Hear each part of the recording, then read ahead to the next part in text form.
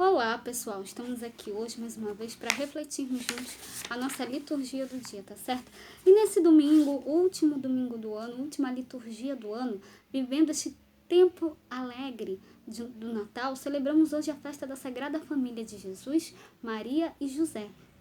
Deus se faz presente no meio de nós, no seio de uma família simples e pobre, mas confiante no amor que a une. Então, nesta celebração, apresentamos ao Senhor a vida de todas as famílias do mundo, em especial aquelas que necessitam de cuidados e orações.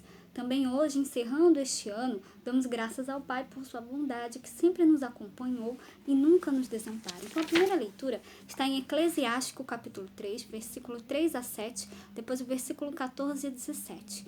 Eclesiástico, capítulo 3, versículo 3 a 7, depois o versículo 14 a 17. Deus honra o pai nos filhos e confirma sobre eles a autoridade da mãe. Quem honra o seu pai alcança o perdão dos pecados, evita cometê-los e será ouvido na oração cotidiana. Quem respeita sua mãe é como alguém que ajunta tesouros. Quem honra o seu pai terá alegria com seus próprios filhos, e no dia em que orar será atendido. Quem respeita o seu pai terá vida longa, e quem obedece ao pai é o consolo da sua mãe. Meu filho, ampara o teu pai na velhice e não lhe causes desgosto enquanto ele vive. Mesmo que ele esteja perdendo a lucidez, procura ser compreensivo para com ele. Não o humilhes em nenhum dos dias da sua vida. A caridade feita a teu pai não será esquecida, mas servirá para reparar os teus pecados, e na justiça será a tua edificação. Então, a primeira leitura, nesse último domingo, o último dia do ano, a igreja nos convida a voltar os olhares para a Sagrada Família de Nazaré e, a partir desse contexto familiar, pensar em nossas famílias e em todas as realidades que as circundam. Então, nós temos na primeira leitura um verdadeiro ato de fé de Abraão, que confia na palavra do Senhor e, por meio dessa confiança, mesmo na velhice, recebe por graça de Deus o dom da descendência. Então, a partir de Abraão, o pai da fé é constituída a família dos crentes em Deus, que somos todos nós, tão numerosa como as estrelas do céu. Então, que nós realmente possamos sempre obedecer a Deus, sempre fazer a sua vontade, ouvir a sua palavra. E agora, falando da segunda leitura, hoje ela está em Colossenses capítulo 3, versículo 12 a 21. Colossenses capítulo 3, versículo 12 a 21. Revesti-vos, pois, como eleitos de Deus, santos e amados, de entranhas de misericórdia, de benignidade, humildade, mansidão, longanimidade, suportando-vos uns aos outros e perdoando-vos uns aos outros. Se algum tiver queixa contra o outro, assim como Cristo vos perdoou, assim fazei vós também. E sobre tudo isto, revesti-vos de caridade, que é o vínculo da perfeição, e a paz de Deus, para a qual também fostes chamados em um corpo, domine em vossos corações a sede agradecidos.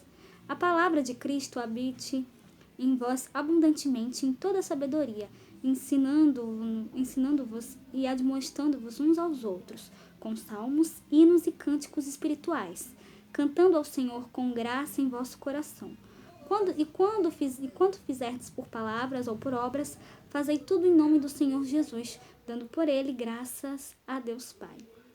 Vós, mulheres, estáis sujeitas aos vossos próprios maridos, como convém no Senhor. Vós, maridos, amai a vossas mulheres, e não vos irriteis contra elas. Vós, filhos, obedecei em tudo a vossos pais, porque isto é agradável ao Senhor. Vós, pais, não irriteis a vossos filhos, para que não percam o ânimo. Então, aqui na segunda leitura, fala justamente que quem teme ao Senhor honra os seus pais, a vida da família no Senhor. Então, que nós possamos respeitar a nossa família, obedecer aos nossos pais, que a gente possa também obedecer, sempre, respeitar os nossos familiares, e que a gente possa, sempre, respeitar a todos, sempre, acolher a todos. E agora, falando do Evangelho, hoje ele está em Lucas capítulo 2, versículo 22 a 40. Lucas capítulo 2, versículo 22 a 40. E cumprindo-se os dias da purificação, segundo a lei de Moisés, levaram Jesus a Jerusalém para o apresentarem ao Senhor. Segundo o que está escrito na lei do Senhor, todo primogênito do sexo masculino será consagrado ao Senhor. e para darem a oferta segundo disposto na lei do Senhor, um par de rolas ou 2 pombinhos. Havia em Jerusalém um homem cujo nome era Simeão, e este homem era justo e temente a Deus, esperando a consolação de Israel, e o Espírito Santo estava sobre ele.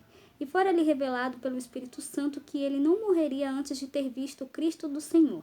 E pelo Espírito ao templo, quando os pais trouxeram, e pelo Espírito foi ao templo, e quando os pais trouxeram o menino Jesus para com ele procederem segundo o uso da lei, ele então tomou em seus braços e louvou a Deus e disse: Agora, Senhor, despedes em paz o teu servo, segundo a tua palavra, pois já os meus olhos viram a tua salvação, a qual tu preparaste perante a face de todos os povos, luz para iluminar as nações e para a glória do teu povo Israel.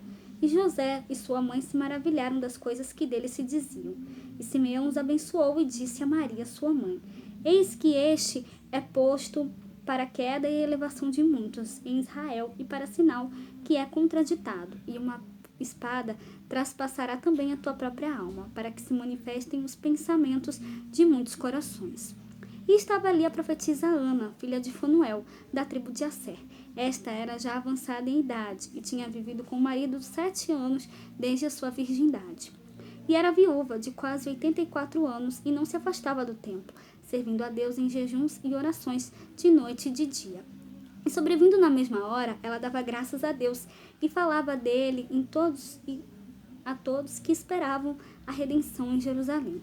E quando acabaram de cumprir tudo segundo a lei do Senhor, voltaram a Galiléia para a sua cidade Nazaré. E o menino crescia e se fortalecia em espírito, cheio de sabedoria, e a graça de Deus estava sobre ele. Então aqui o Evangelho fala que Jesus é levado por seus pais ao templo de Jerusalém para ser apresentado e assim cumprir o que era prescrito na lei. Então, Maria e José dão um verdadeiro testemunho de temor a Deus e desejam que seu filho faça o mesmo. Então, que nós também possamos fazer o mesmo também, tá certo? Que nós realmente possamos fazer sempre a vontade de Deus na nossa vida, tá certo? Então, era isso que eu tinha que falar para vocês hoje. Muito obrigada a todos por curtirem, por comentarem. Aqueles que só assistem mesmo também agradeço. Espero que vocês tenham gostado dessa reflexão de hoje. Espero encontrar